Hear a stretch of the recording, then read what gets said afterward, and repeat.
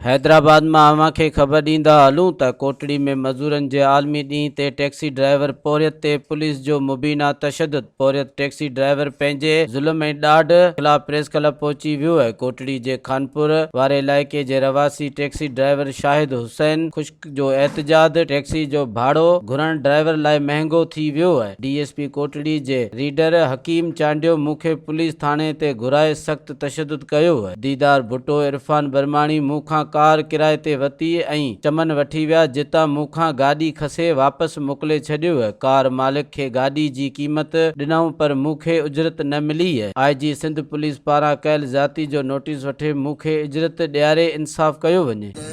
मेरी caste खुश्क है। मैं कानपुर कोटरी कानपुर में रहता हूँ, रेलवे कॉलोनी में। सही में कुछ टाइम पहले मैं टैक्सी चलाता था। दो लोग मेरे से टैक्सी करवाने आए, दीदार भुट्टो और इरफान बिरमानी। यहाँ से मेरे को लेके गए कोयटा से आगे चमन लेके गए। उधर से मेरे इन्होंने गाड़ी छिनवा दी।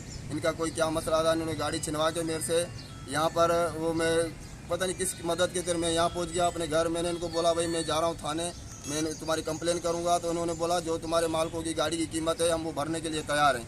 अब मैं अपने मालिक से उनको मिलवाया, उन्होंने 3 लाख रुपये उधर भर के दिए हैं मेरे मालिकों को। हमारी गाड़ी उधर ही रह गई है, इन्होंने फाइल ले ली है इनसे।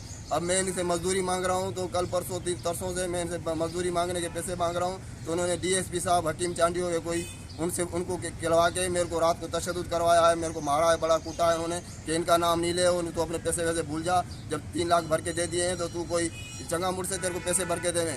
मज़ीद ख़बरनि ऐं तफ़सीलात लाइ विज़िट कयो असांजी वेबसाइट www.awamiNewsHD.com ऐं ॾिसंदा रहो अवामी न्यूज़ HD।